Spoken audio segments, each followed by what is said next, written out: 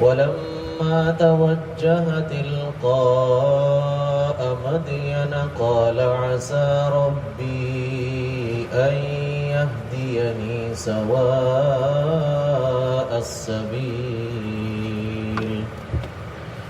ولما ورد ماء مدين وجد عليه أمة من الناس يسقون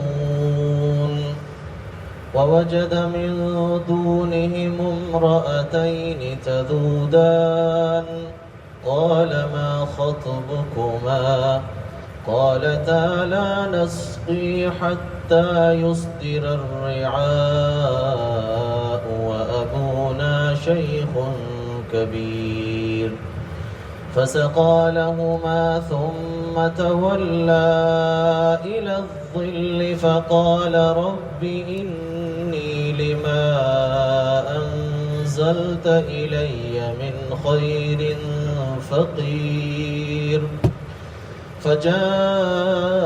فجاءته إحداهما تمشي على استحياء قالت إن أبي يدعوك ليجزيك أجر ما سقيت لنا فلما جاءه وقص عليه القصص قال لا تخف نجوت من القوم الظالمين صدق اللہ العظیم.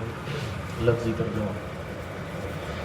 ولما اور جب توجہ حضرت موسیٰ نے رخ کیا تلقاء مدین مدین کی طرف قالا تو کہا عسیٰ مجھے امید ہے یقین ہے ربی کہ میرا رب ان یہدینی بتائے گا مجھے سواء السبیل سیدھا راستہ. ولما ورد اور پھر جب وہ پہنچے ماء مدین مدین کے پانی کے کنویں پر وجد تو پایا علیہ اس کنویں پر امتن ایک مجمع من الناس لوگوں کا یسقون جو اپنے جانوروں کو پانی پلا رہے تھے. ووجد اور پایا حضرت موسیٰ نے ووجد اور دیکھا حضرت موسیٰ نے من دونہم ان سے علیحدہ ان کے علاوہ امرأتین دو عورتوں کو تذودان جو روکے کڑی تھی اپنی بکریوں کو. قال موسیٰ نے کہا ما خطبکما تمہارا کیا مسئلہ ہے. قالتا وہ دونوں کہنے لگی لا نسقی ہم نہیں پلا سکتی اپنے جانوروں کو پانی حتی یہاں تک کہ یصدر واپس لے جائیں الرعاء چرواہے اپنے جانوروں کو. وابونا اور حال یہ ہے کہ ہمارے والد شیخن بوڑھے ہیں کبیرن بڑی عمر والے ہیں. فسقا پھر حضرت موسیٰ نے پانی پلا دیا لہما ان دونوں کے لیے یعنی ان دونوں کی بکریوں کو. ثم تولا پھر حضرت موسیٰ پیچھے ہٹ گئے الی الظل سائے کی طرف. فقال اور کہا دعا کی رب اے میرے رب انی بے شک میں لما انزلتا اس چیز کا جو آپ نازل فرمائے الیہ میری طرف من خیر بلائی میں سے فقیر اس کا محتاج ہوں. فجاءتہ پھر آئی حضرت موسیٰ کے پاس احداہما ان دونوں میں سے ایک عورت ایک لڑکی تمشی جو چلتی ہوئی آ رہی تھی علی استحیاء شرم سے حیا سے. قالت کہنے لگی ان ابی بلا شبہ میرے والد یدعوک آپ کو بلاتے ہیں لیجزیکا تاکہ آپ کو بدلہ دے اجر ما سقیتا جو آپ نے پلایا اس کا اجر لنا ہماری بکریوں کو. فلما جاءہ پھر جب حضرت موسیٰ آئے شعیب علیہ السلام کے پاس وقص اور بیان کیا سنایا علیہ حضرت شعیب کو القصص سب حال. قال حضرت شعیب نے فرمایا لا تخف تم ڈرو نہیں خوف نہ کرو نجوتا تم نے نجات پالی ہے من القوم الظالمین ظالم قوم سے ظالم لوگوں سے. گزشتہ درس کی آخری آیات میں حضرت موسیٰ علیہ السلام کے ایک خیرخواہ نے حضرت موسیٰ علیہ السلام کو خفیہ یہ اطلاع دی کہ آپ کے قتل کا منصوبہ بنایا جا چکا ہے اور آپ کے قتل کا فیصلہ ہو چکا ہے اور میں آپ کو یہ نصیحت کرتا ہوں کہ آپ اپنی جان بچانے کے لیے یہاں سے ہجرت کر جائیں. حضرت موسیٰ علیہ السلام مصر سے خوف کی حالت میں ڈرتے ہوئے نکلتے ہیں اور حالات کا جائزہ بھی لیتے ہیں، اور اسی اثناء میں وہ اللہ تعالیٰ سے یہ دعا بھی کرتے ہیں، اے اللہ مجھے ظالم قوم سے نجات عطا فرما۔ اب قرآن کریم کا بعض حصہ دیگر بعض حصے کی تفسیر اور تشریح کرتا ہے، وضاحت کرتا ہے۔ اسی پارے کی ابتدا میں امن یجیب المضطر اذا دعاہ ویکشف السوء، کہ کون ہے وہ ذات جو مضطر کی، بے قرار کی، مجبور انسان کی دعا کو سنتا ہے، قبول کرتا ہے، اور اس سے اس کے غم کو، تکلیف کو، درد کو اور دکھ کو، پریشانی کو دور کرتا ہے۔ حضرت موسیٰ علیہ السلام اس وقت مضطر ہیں، اس لیے کہ کوئی دوسرا سہارا نہیں ہے، اللہ کے سوائے کوئی بچانے والا نہیں ہے۔ حضرت موسیٰ علیہ السلام کو طبعی خوف ہوا، اور یہ نبوت کے خلاف نہیں، اس پر کئی مرتبہ بات ہو چکی ہے، وگرنہ کوئی اس سے یہ سوال بھی کر سکتا ہے، اور گستاخانہ الفاظ جو کہنے والے ہیں وہ تو کرتے ہیں، کہتے بھی ہیں کہ یہ کیسے اللہ کے نبی ہیں، نعوذ باللہ، نقل کفر نہ باشد۔ آپ کو سمجھانے کے لیے میں ان کی باتیں نقل کرتا ہوں، تو نقل کفر نہ باشد، اگر ہم کسی کی بات کو نقل کریں کہ فلاں نے اس طرح کہا ہے، یعنی اللہ کا انکار کیا ہے، اس سے ہم اسلام سے نہیں نکلیں گے۔ انما الاعمال بالنیات، اس لیے کہ ہماری بات کا مقصد اللہ کا انکار کرنا نہیں ہے، نعوذ باللہ، بلکہ ان کی بات سمجھانی ہے۔ تو وہ اس طرح کی باتیں کرتے ہیں کہ یہ کیسے اللہ کے نبی ہیں، کیسے اولو العزم پیغمبروں میں سے ہیں، یہ تو مخلوق سے ڈر رہے ہیں۔ تو پیغمبر جتنے بھی اس دنیا میں تشریف لائے وہ سب کے سب بشر تھے، وہ سب کے سب انسان تھے، اور انسان کے ساتھ جتنی چیزیں لگی ہوئی ہیں پیغمبروں کے ساتھ بھی وہی چیزیں لگی ہوئی تھی۔ چنانچہ بھوک پیاس کا احساس ان کو ہوتا ہے، غم اور خوشی بھی وہ محسوس کرتے ہیں، سردی اور گرمی کا احساس بھی انہیں ہوتا ہے۔ تو یہ جو خوف ہے یہ طبعی خوف تھا جو حضرت موسیٰ کو لاحق ہوا، اور وہ حالات کا جائزہ بھی لے رہے تھے۔ اس وقت انہوں نے اللہ سے دعا کی۔ یہ ہے اصل نقطہ کہ پریشانی میں، حالات میں اور امتحان میں ایک اللہ کی طرف انسان متوجہ ہو، جس طرح حضرت موسیٰ علیہ السلام متوجہ ہوئے۔ وَلَمَّا تَوَجَّهَ تِلْقَاءَ مَدْيَنَ، اب حضرت موسیٰ علیہ السلام نے مدین کی طرف سفر کا رخ کیا اور سفر کرنا شروع کیا۔ اور یہ مدین کی طرف ان کا رخ کیوں ہوا؟ ویسے تو اللہ تعالیٰ نے ان کا رخ اسی طرف کر دیا تھا۔ مفسرین نے لکھا ہے کہ ان کو معلوم ہی نہیں تھا کہ مدین کس طرف ہے اور میں کس طرف چلا جاؤں۔ اور آگے جو دعا ہے قال عسى ربی ان يهديني سواء السبيل، انہوں نے سفر کا ارادہ کیا، مصر سے ہجرت کرنے کا ارادہ کیا، اور ساتھ میں اللہ سے دعا کی کہ یا اللہ میں نے اسباب تو اختیار کر لیے، نتیجہ آپ پر ہے، اب سیدھا راستہ دکھانا یہ آپ کے ذمہ ہے، اور آپ مجھے سیدھا راستہ دکھا دیجئے تاکہ میرا یہ سفر ان لوگوں کی طرف ہو جہاں پر مجھے ظالم قوم سے نجات ملے۔ تو حضرت موسیٰ علیہ السلام کا یہ سفر مدین کی طرف ہوا، اور مدین یہ ایک علاقہ ہے اور حضرت ابراہیم علیہ السلام کے بیٹے کی طرف منسوب ہے۔ یہ بات کئی مرتبہ گزر چکی ہے کہ ابراہیم علیہ السلام کے دو بیٹوں کا تذکرہ تو قرآن کریم میں ہے، اسماعیل علیہ السلام اور اسحاق علیہ السلام۔ تین ناموں کا تذکرہ کتابوں میں ہے، مدین، مدائن اور کیدار۔ تین نام اس کے علاوہ بھی ہیں، ہو سکتا ہے کہ اس کے علاوہ بھی ان کی اولاد ہو، لیکن مشہور قول کے مطابق یہ تین نام تو ہے ہی، مدین، مدائن اور کیدار۔ تو یہ مدائن اور مدین ان کی طرف منسوب ہیں، چونکہ حضرت موسیٰ علیہ السلام حضرت ابراہیم علیہ السلام کی نسل میں سے تھے اور ان کے نسب میں سے تھے، تو اللہ تعالیٰ نے اسی طرف رخ کر دیا کہ وہاں پر ان کی مناسبت بھی ہوگی، وہاں پر ان کی حفاظت بھی ہو جائے گی۔ اور یہ سارا معاملہ جو چل رہا ہے یہ حضرت موسیٰ علیہ السلام کی روحانی تربیت کے لیے ہے۔ صوفیاء لکھتے ہیں کہ جب اللہ تعالیٰ کسی کو اپنا بنانا چاہتے ہیں، جب اللہ تعالیٰ کسی کو اپنی محبت عطا کرنا چاہتے ہیں، جب اللہ تعالیٰ چاہتے ہیں کہ اس انسان کے دل سے غیر اللہ کی محبت نکل جائے، اس کو سخت سے سخت آزمائش میں مبتلا کر دیتے ہیں، جس طرح حضرت موسیٰ علیہ السلام تھے۔ حضرت موسیٰ علیہ السلام تو فرعون کے محل میں پلے بڑے، وہاں پر پرورش ہوئی، شاہانہ ماحول تھا۔ اب اللہ تعالیٰ چاہ رہے تھے کہ ان کو نبوت ملے، نبوت ملنے سے پہلے غیر اللہ سے ان کا دل خالی ہو جائے۔ اتنا سخت امتحان کہ ہجرت کرنے پر مجبور ہو گئے. اب یہ حالت اور یہ کیفیت آپ خود کو اگر اس جگہ تصور کر لیں، تصوراتی طور پر اس جگہ چلے جائیں تو آپ کو اندازہ ہو جائے گا. اب حضرت موسیٰ علیہ السلام ہر طرف سے نا امید، مایوس، ہر طرف سے سہارے وہ کٹ گئے، ختم ہو گئے. ایک اللہ کا سہارا ہے. اب یہ اللہ سے جو تعلق ہے اور اللہ سے جو مانگنا ہے اور تعلق مع اللہ جو بن رہا ہے اور اس میں اضافہ ہو رہا ہے، یہی مقصود تھا، یہی مطلوب تھا. یہاں پر جو قابل غور بات ہے، جو قرآن کریم میں جگہ جگہ بیان ہوتی چلی آ رہی ہے، دوبارہ یہاں پر حضرت موسیٰ علیہ السلام نے اپنی جان بچانے کے لیے اسباب اختیار کیے. یہ دنیا دار الاسباب ہے. اس مسئلے کو اس وجہ سے زیادہ بیان کیا جاتا ہے اور بیان کرنا بھی چاہیے کہ آج ایک طبقہ ایسا ہے کہ جو یہ سمجھتا ہے کہ اسباب کو ترک کرنا یہ ایمان کا جزو لازم ہے. اگر اسباب کو اختیار کریں گے، اس کا مقصد اور اس کا مطلب یہ ہے کہ اس شخص کا ایمان کمزور ہے یا اس شخص کا ایمان کم ہے.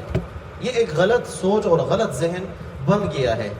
چونکہ یہ قرآن کریم کے علوم ہمارے اساتذہ کرام کی طرف سے ہمارے پاس امانت ہے اور امانت کو من و عن ہم پہنچائیں گے. یہاں پر ہو سکتا ہے کہ ہماری باتیں کسی کو بری بھی لگیں. میں اکثر کہتا ہوں کہ آپ کا کوئی اختلاف بھی ہو سکتا ہے، لیکن اس اختلاف کو اختلاف رائے تک رکھیں، اس کو ذاتیات تک نہ لے جائیں. ہو سکتا ہے کہ آپ کی کوئی اور رائے ہو، لیکن ہم وہی بات کہیں گے جو قرآن و سنت کی ہے اور آپ کہیں سے بھی اس کی تصدیق کر سکتے ہیں. الحمدللہ یہاں پر جو بات ہوتی ہے وہ کئی فلٹروں سے ہو کر آپ کے سامنے آتی ہے. ایسا نہیں ہے کہ اپنی طرف سے ہم کوئی رائے قائم کر لیں. تو بعض لوگ سمجھتے ہیں کہ بھئی اسباب کو جو اختیار کرے گا اس کا اللہ پر بھروسہ نہیں ہے، اللہ پر توکل نہیں ہے. حضرت موسیٰ علیہ السلام نے جان بچانے کے لیے کہاں کا رخ کیا؟ مدین کا رخ کیا. حالانکہ یہ تو اللہ کے نبی بننے والے تھے، اللہ کی معونت خاصہ ان کے ساتھ تھی، مدد خاصہ تھی، تو اللہ تعالیٰ تو کر سکتے ہیں وہاں پر. یعنی فرعون کے محل میں ان کی پرورش کی، وہاں پر بچایا، یہاں پر اسباب اختیار کیے. حضرت مریم علیہ السلام کو اللہ تعالیٰ نے بغیر شوہر کے بیٹا دیا، لیکن جب کھانے پینے کی بات آئی نا، پھر فرمایا وَهُزِّي إِلَيْكِ بِجِذْعِ النَّخْلَةِ، یہ جو کھجور کا درخت ہے نا، اس کو ہلاؤ. یہ اسباب ہیں کہ تم بھی کچھ حرکت کرو. اور یہ قرآن کریم کی تعلیمات سے جب ناواقفیت ہوگی پھر اسی طرح ہوگا. تو کیا مطلب حضرت موسیٰ علیہ السلام کا ایمان نعوذ باللہ کوئی کم تھا یا اللہ پر ان کا بھروسہ نہیں تھا؟ وہ توکل کا مطلب اسباب اختیار کرتے ہوئے اللہ کی ذات کے ساتھ تعلق ہو، اللہ کی ذات پر اعتماد ہو کہ ہوگا وہ جو اللہ چاہیں گے. وَمَا تَشَاءُونَ إِلَّا أَن يَشَاءَ اللَّهُ، میں اسباب تو اختیار کر رہا ہوں لیکن ہوگا وہ جو اللہ چاہیں گے. علاج کروانا سنت ہے لیکن شفا اللہ کی طرف سے ملے گی. اور یہ جو بات کہتے ہیں کہ بھئی اسباب کا ترک کرنا یہ ایمان کا لازم اور ضروری حصہ ہے، وہ جب یہ بات کر رہے ہوتے ہیں تو دن کے 12 بجے جولائی کے موسم میں وہ اے سی کے سامنے بیٹھے ہوتے ہیں. وہ اسباب میں بیٹھ کر اسباب کی نفی کرتے ہیں، حالانکہ ان کو تو چاہیے کہ وہ اس دھوپ میں بیٹھ جائے. اور اللہ تعالیٰ تو اے سی کے محتاج نہیں، نہ اسباب کے محتاج ہیں. گرمی ختم کرنے میں اللہ تعالیٰ کیسا موسم بنا دیتے ہیں. تو وہ جب یہ بات کرتے ہیں تو وہ اے سی میں بیٹھ کے یہ بات کر رہے ہوتے ہیں. تو وہی اسباب کے نیچے بیٹھ کے تو ہم یہ کہتے ہیں کہ بھئی اسباب کو اختیار انسان کرے، تعلق اللہ کے ساتھ ہو، بھروسہ اللہ کی ذات پر ہو، اعتماد اللہ کی ذات پر ہو. 2 قسم کے طبقے ہیں. ایک قسم کے طبقے نے اسباب کا انکار کیا، وہ تفریط میں چلے گئے حد سے نیچے. ایک وہ طبقہ ہے جو اسباب پر مکمل یقین کرنے والا ہے کہ بھئی گرمی ختم ہوگی تو اے سی سے. حالانکہ ہم تو صرف نتیجے کو دیکھتے ہیں، اس اے سی کے پیچھے جو پورا نظام ہے اس کو ہم نہیں دیکھتے. یہ اے سی کہاں سے آیا؟ کس نے بنایا؟ انسان نے بنایا. انسان کو عقل کس نے دی؟ اللہ نے. اور پھر یہ اے سی چلتا کس سے ہے؟ بجلی سے، لائٹ سے، یا سولر اور یا پانی. تو یہ پانی کہاں سے آیا؟ سولر کے لیے سورج کس نے پیدا کیا؟ تو ہمارا جو سارا فوکس ہوتا ہے، نظر ہوتی ہے، وہ صرف نتیجے پر ہوتی ہے. وہی والا واقعہ اگر آپ یاد کر لیں تو آپ کو یہ جو بات ہے سمجھ آ جائے گی. وہ ایک دیہاتی نے ایک نلکا لیا کہ بھئی پانی تو نلکے سے آتا ہے، جب گاؤں گیا تو پانی نہیں آ رہا تھا. اس کو کیا پتا کہ اس نلکے کے پیچھے پورا ایک نظام ہے۔ تو بہرحال اللہ تعالیٰ نے امت محمدیہ کو معتدل امت ارشاد فرمایا، وَكَذَلِكَ جَعَلْنَاكُمْ أُمَّةً وَسَطًا، کہ یہ معتدل امت ہے اور ہم نے تمہیں معتدل امت بنایا، نہ ہم افراط میں جائیں گے، نہ ہم تفریط میں جائیں گے، نہ افراط میں، ہم درمیان میں رہیں گے۔ ہم انسان ہیں اور ہم اسباب اختیار کرتے ہوئے اللہ کی ذات پر بھروسہ رکھیں گے۔ پھر اسباب پیدا کس کے کیے ہوئے ہیں؟ اللہ کے بنائے ہوئے اسباب ہیں۔ وَأَعِدُّوا لَهُم مَّا اسْتَطَعْتُمْ، اس پر بات کی جائے طویل ہو جائے، فرمایا کہ تم دشمن کے مقابلے میں اپنے آپ کو تیار رکھو۔ یہ کیا ہے؟ یہ اسباب ہیں۔ حالانکہ مجاہد کے ساتھ تو بدر میں فرشتے بھی اترے، لیکن فرشتے کس لیے اترے؟ لِيَطْمَئِنَّ، فرمایا کہ تمہارے دل تسلی ہو، باقی کرنا تم نے خود ہے۔ تو یہ دنیا دار الاسباب ہے، دار الامتحان ہے، یہاں پر یہ ایک نظام کے تحت سارا قصہ چل رہا ہے۔ تو اس وجہ سے نہ تو ہم نے وہ بننا ہے کہ اسباب کے ترک کرنے کو ایمان کا جزو لازم سمجھے، اور نہ ان لوگوں میں ہونا ہے جو اسباب پر یقین رکھیں۔ اسباب پر یقین رکھنا پھر کفر کے اور شرک کے زمرے میں بھی آ جاتا ہے۔ اسباب کا انکار کرنا قرآن کریم کی تعلیمات سے جہالت کا نتیجہ ہے۔ تو حضرت موسیٰ علیہ السلام جان بچانے کے لیے مدین کا سفر کر رہے ہیں۔ یہ کیسے اللہ کے نبی ہیں؟ ان لوگوں کی بات نقل کر رہا ہوں۔ تو بھائی اسباب اختیار کرنا نبوت کے منافی نہیں، اسباب اختیار کرنا توکل کے منافی نہیں۔ تو اللہ کرے ہمیں یہ بات سمجھ میں آ جائے۔ یہ ہوتا یہ ہے نا کہ اسی طرح ہوتے ہوتے ہوتے جب اگلی جنریشن آتی ہے، اگلی نسل آتی ہے، ان کی طرف یہ دین غلط منتقل ہو جاتا ہے۔ چنانچہ صوفیاء کے اپنے قصے ہیں، لا رہبانیت فی الاسلام۔ آج لوگ سمجھتے ہیں کہ دنیا میں رہتے ہوئے ہم اللہ کے ساتھ تعلق نہیں بنا سکتے، سہولت میں رہتے ہوئے ہم اللہ کے ساتھ تعلق نہیں بنا سکتے۔ یہ بات غلط ہے۔ مثالیں اس کی کئی ہیں لیکن سبق بہت ہے۔ بہرحال یہاں پر یہ جو اسباب اختیار کیے جا رہے ہیں، اس کا مطلب یہ نہیں تھا کہ حضرت موسیٰ کا نعوذ باللہ اللہ پر کوئی بھروسہ نہیں تھا، بلکہ انسان کو اسباب اختیار کرنے کا حکم ہے۔ اور ساتھ میں دیکھیں اسباب تو اختیار کیے، لیکن دعا اللہ تعالیٰ سے یہ ہے۔ اسباب اختیار کرتے ہوئے بھروسہ، اعتماد وہ اللہ کی ذات پر ہو، تعلق اللہ کی ذات سے ہو۔ یا اللہ میرے بس میں جو تھا میں نے کر دیا، اب آپ ہی مجھے راستہ دکھائیے، سیدھا راستہ آپ مجھے دکھائیے، میری رہنمائی کیجیے۔ وَلَمَّا وَرَدَ مَاءَ مَدْيَنَ، اور جب حضرت موسیٰ علیہ السلام مدین کے اس کنویں پر پہنچے، پانی کے قریب گئے، وجد علیہ امۃ من الناس یسقون، تو حضرت موسیٰ علیہ السلام نے وہاں پر کچھ لوگوں کو دیکھا، لوگوں کے ایک مجمع کو دیکھا کہ جو اپنے جانوروں کو پانی پلا رہے تھے۔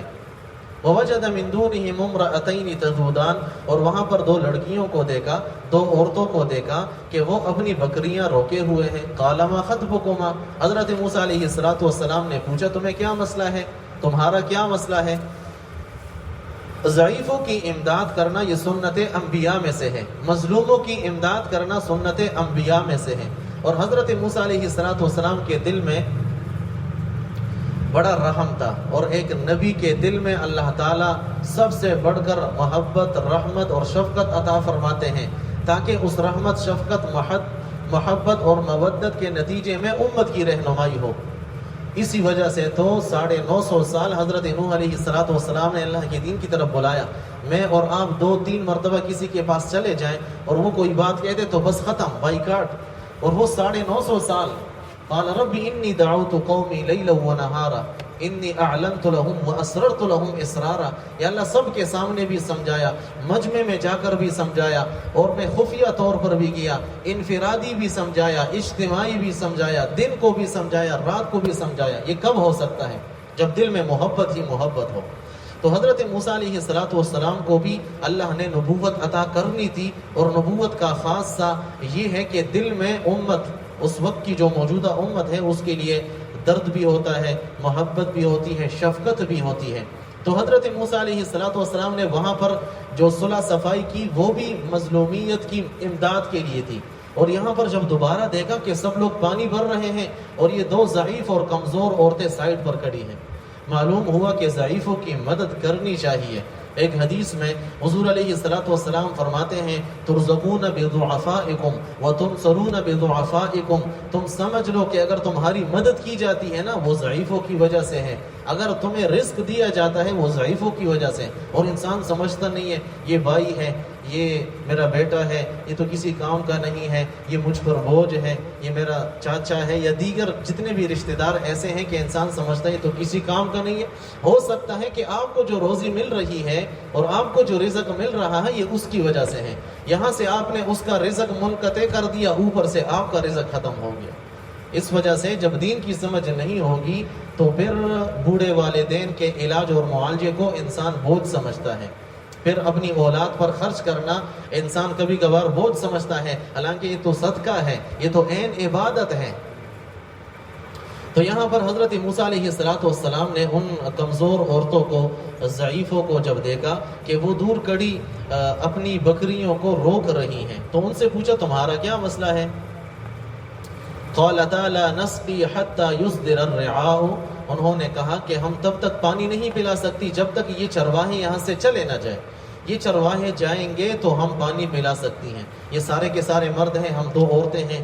اب ذہن میں اشکال تو پیدا ہوا، آپ کے ذہن میں بھی آ رہا ہوگا کہ نبی کی بیٹیوں کا باہر نکلنا، تو فوراً سے اس اشکال کا جواب دے دیا اور اس تہمت سے بچنے کے لیے وضاحت بھی کر دی. وَأَبُونَا شَيْخٌ کبیر، ہماری مجبوری یہ ہے کہ ہمارا کوئی بھائی نہیں ہے اور ہمارے والد صاحب بڑے بوڑھے ہیں، کمزور ہیں، بڑی عمر والے ہیں، وہ تو یہ کام نہیں کر سکتے کہ پانی لے کر آئیں، تو یہ کام ہمارے ذمہ ہے. لیکن نبی کی بیٹیاں تھی، اختلاط سے وہ بچی. آج تو جی کو ایجوکیشن ہے اور عورتیں مردوں کو پڑھا رہی ہیں، مرد عورتوں کو پڑھا رہے ہیں. فرمایا پڑھانے والا حسن بصری ہو، پڑھنے والی رابعہ بصریہ ہو، کتاب قرآن ہو، جگہ خانہ کعبہ بیت اللہ ہو، پھر بھی پڑھانا جائز نہیں ہے. فرمایا کہ جب مرد عورت علیحدہ ہوتے ہیں، تیسرا اس میں شیطان ہوتا ہے. ان النفس لامارۃ بالسوء، حضرت یوسف علیہ السلام فرما رہے ہیں کہ بھائی یہ جو نفس ہے نا یہ تو برائی کا حکم دینے والا ہے. جی ہمارا اس پر بڑا اعتماد ہے، وہ بڑے اچھے ہیں. ٹھیک ہے وہ اچھے ہیں، اس پر کوئی شک نہیں ہے. ظنوا بالمؤمنین خیرا ہے کہ مومن پر اچھا گمان رکھنا چاہیے، لیکن شیطان کا کیا بھروسہ، نفس کا کیا بھروسہ. انبیاء کے بعد کوئی بھی معصوم نہیں ہے. دیکھیں وہ تو بالکل ایکسٹریم لیول ہے کہ جہاں پر آپ کو کوئی اس طرح متبادل نہ ملے، پھر ہو سکتا ہے کہ کہیں اپنی شرائط کے ساتھ اجازت ہو جائے. لیکن جب پڑھانے والا مرد کے لیے مرد موجود ہے، عورت کے لیے عورت موجود ہے، پھر کیا ضرورت ہے ہم اپنی بچیوں کو مرد حضرات سے ٹیوشن پڑھوا رہے ہیں، یا قرآن کریم کا سبق ہو، ناظرہ ہو، یہ بالکل جائز نہیں ہے. اور حالات آپ کے سامنے ہیں، سوشل میڈیا پر آئے روز آپ دیکھتے ہیں. تو یہاں پر چونکہ یہ نبی کی بیٹیاں تھیں تو سائڈ پر کڑی ہو گئی، اپنی مجبوری کے تحت گھر سے تو نکلی تھی لیکن حیا اور پاکدامنی اتنی تھی کہ وہ سائڈ پر کڑی تھی. اچھا یہ جب لوگ پانی پلا دیتے اپنے جانوروں کو، اس کنویں پر بڑا پتھر رکھ دیتے کہ اس میں کوئی گند وغیرہ نہ جائے، یا جس بھی نیت سے ہو کہ جانور اس میں نہ گرے یا انسان. تو جب وہ پتھر رکھ دیتے ہیں، وہ پتھر اتنا بڑا، مفسرین نے لکھا ہے کہ 7-8 لوگ اس کو اٹھاتے ہیں، اور وہ جو کھینچنے والا ڈول تھا وہ بھی 7-8-10 لوگ اس کو کھینچتے تو وہ ڈول اوپر آتا. اب یہ تو عورتیں تھیں تو یہ کیا کرتی کہ جب سب لوگ چلے جاتے، اب جانور جب پانی پیتے ہیں ڈول نکالتے وقت کچھ پانی بکھرا ہوا ادھر ادھر پڑا ہوتا ہے تو ان کے جانور وہ پانی پیتے. اب حضرت موسیٰ تو اللہ کے نبی تھے، روحانی اعتبار سے بھی کبھی، جسمانی اعتبار سے بھی کبھی، ایک مکہ مارا ڈیر ہو گیا. اب حضرت موسیٰ علیہ السلام نے وہ ڈول اکیلے نکالا اور وہ پتھر اکیلے انہوں نے ہٹایا. المؤمن القوی خیر من المؤمن الضعیف، فرمایا مومن قوی بہتر ہے مومن ضعیف سے. کل کے درس میں اس کا بھی تذکرہ آئے گا، اس میں الگ سے نقطے ہیں. بہرحال جب انہوں نے یہ دیکھا نا تو اپنے والد صاحب سے کہا کہ وہ تو بڑا قوی ہے. یہ جو قوی کہا، انہو لقوی امین، اگلے درس میں انشاءاللہ کل کے درس میں لقوی اس وجہ سے کہا کہ جب ان عورتوں نے دیکھا، بچیوں نے، کہ انہوں نے پتھر اکیلے ہٹا دیا، حالانکہ اس کے لیے 10 لوگ چاہیے. ڈول اکیلے کھینچے، حالانکہ اس کے لیے بھی 10 لوگ چاہیے، تو یہ تو قوی ہے. حضرت موسیٰ علیہ السلام نے ان کے لیے ان کے جانوروں کو پانی پلایا. قال ما خطبكما قالتا لا نسقي حتى يصدر الرعاء وابونا شيخ كبير، ہم یہ کیا کام کیوں کر رہے ہیں، ہم گھر سے کیوں نکلی ہوئی ہیں؟ تو انہوں نے کہا کہ ہمارے والد صاحب بڑی عمر کے ہیں، بوڑھے ہیں، شیخ ہیں.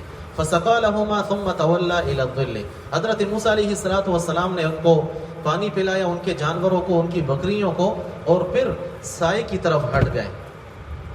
معلوم ہوتا ہے کہ اجنبی عورت سے بقدر ضرورت گفتگو کرنا جائز ہے، خاص کر جب فتنے کا خوف نہ ہو، چونکہ وہ دو تھی، اس وجہ سے حدیث میں منع کیا گیا ہے کہ اکیلے عورت سفر نہ کرے، حتیٰ کہ حج کا سفر بھی نہ کریں، عبادات کے لیے بھی سفر نہ کریں۔ اور عورت پر حج کی فرضیت کے لیے ایک شرط یہ ہے کہ اگر اس کے پاس تمام شرائط ہیں لیکن کوئی محرم رشتہ دار نہیں ہے، فی الحال حج نہ کریں، فی الحال انتظار کریں۔ وہ جی فلاں نے تو اجازت دے دی ہے، فلانی حکومت نے اجازت دے دی ہے، ہمارے لیے دلیل قرآن و سنت ہے۔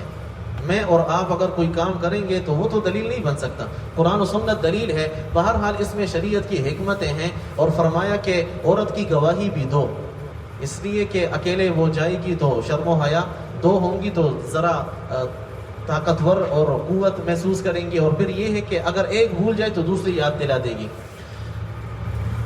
اور اس وقت اگرچہ پردے کا حکم نہیں تھا، بلکہ ابتدائی اسلام میں بھی نہیں تھا، مکی زندگی میں بھی پردے کا حکم نہیں تھا، لیکن ان کی فطرت میں اللہ نے حیا رکھی ہے۔ معلوم ہوا کہ عورت کا زینت یہ پردہ ہے، پردہ عورت کا زینت ہے، حیا عورت کا زینت ہے، کسی حال میں اس کو نہیں چھوڑنا چاہیے۔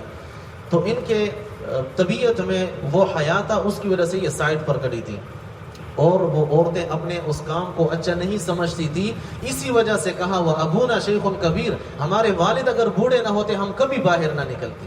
تو اس کو کوئی دلیل نہ بنا لے کہ حضرت شعیب علیہ السلام کی بیٹیاں بھی باہر نکلی تھی، ہم بھی نکلیں گے کام کے لیے، نہیں، وہ کام کے لیے باہر نکلی تھی لیکن مردوں سے الگ تھی، اور انہوں نے عذر پیش کیا۔ تو اگر یہ اعذار ہو، میں نے عرض کر دیا کہ شریعت پھر اجازت دیتی ہے لیکن اپنی شرائط کے ساتھ۔ بہرحال اس کے نقصانات زیادہ ہیں، فوائد کم ہیں۔ عورت گھر کی ملکہ ہے اور مرد کے ذمہ باہر کے کام ہیں۔ حضرت موسیٰ علیہ السلام نے دیکھے کام کی بات کی، تمہیں کیا مسئلہ ہے؟ مسئلہ یہ ہے، پانی پلا دیا، بس سائڈ پر ہٹ گئے، باقی کوئی بات نہیں کی۔ فقال رب انی لما انزلت الی من خیر فقیر، اور موسیٰ علیہ السلام نے پھر اللہ سے دعا کی۔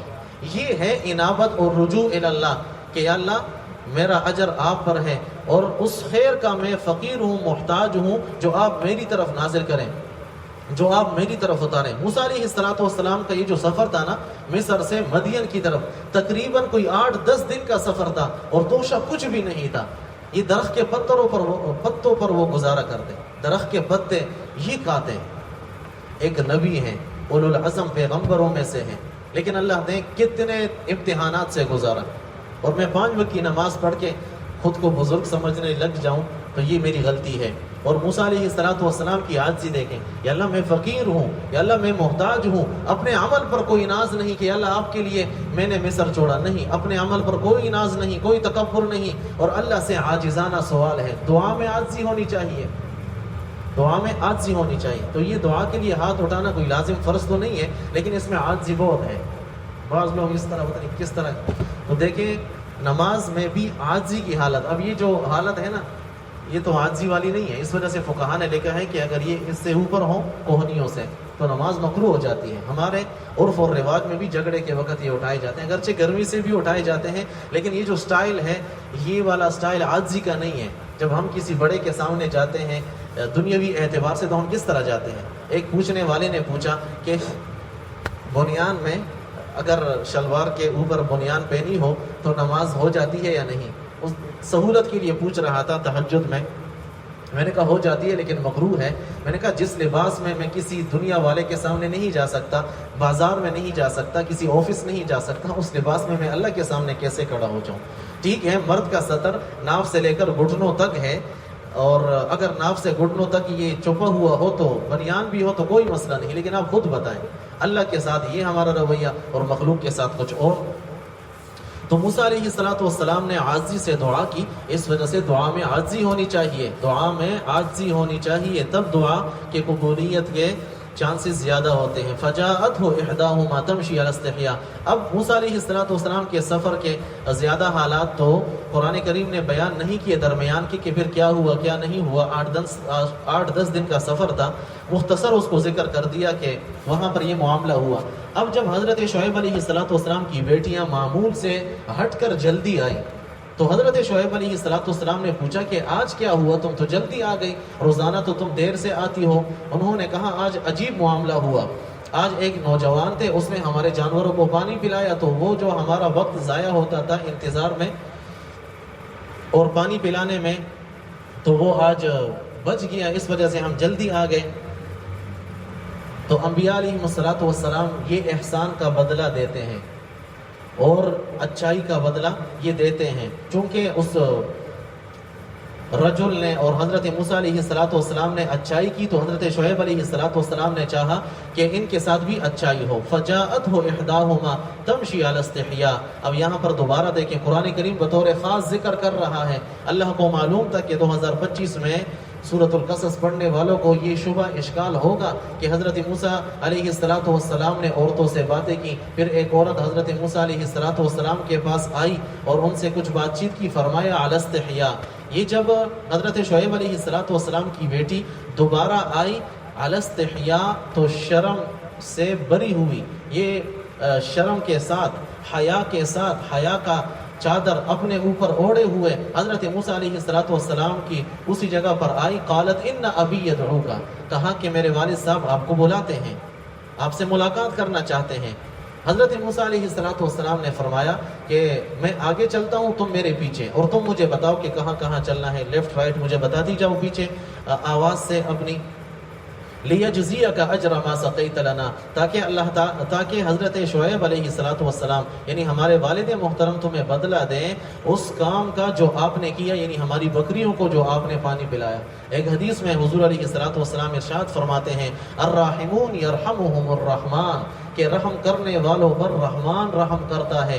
ارحموا من فی الارض، تم زمین والوں پر رحم کرو، یرحمکم من فی السماء، آسمان والا تم پر رحم کرے گا۔ حضرت موسیٰ علیہ السلام نے ان بچیوں پر رحم کیا، ان کی مدد کی، تو آسمان والے نے اس پر رحم کی۔ اب اس کو گھر بھی مل گیا، ٹھکانہ بھی مل گیا، شادی بھی ہو جائے گی، گھر داماد بھی بن جائیں گے، حضرت شعیب علیہ السلام کی تربیت میں بھی رہیں گے۔ فلما جاءه وقص عليه القصص، پھر جب حضرت موسیٰ علیہ السلام شعیب علیہ السلام کے پاس آئے اور اپنا سارا حال سنایا، قال لا تخف، تم ڈرو نہیں، نجوت من القوم الظالمین، تم ایسی جگہ آ گئے ہو کہ یہاں پر فرعون کا تسلط نہیں، اور یہ جو مدین تھا یہ فرعون کی حدود سلطنت سے باہر تھا۔ وہاں پر حضرت موسیٰ علیہ السلام نے دعا کی تھی، قال رب نجنی من القوم الظالمین، اے میرے رب مجھے ظالم قوم سے نجات عطا فرما۔ فوراً ان کی دعا قبول ہوئی۔ اضطرار کی حالت میں، تکلیف کی حالت میں جب انسان ہو، اس کو دعا کا اور بھی اہتمام کرنا چاہیے کہ اللہ تعالیٰ ایسے شخص کی دعا کو قبول فرماتے ہیں۔ صدق اللہ العظیم، سبحان اللہ وبحمدہ، سبحانک اللہم وبحمدک، نشہد ان لا الہ الا انت، نستغفرک ونتوب الیک۔ سبحان ربک رب العزۃ عما یصفون، وسلام علی المرسلین۔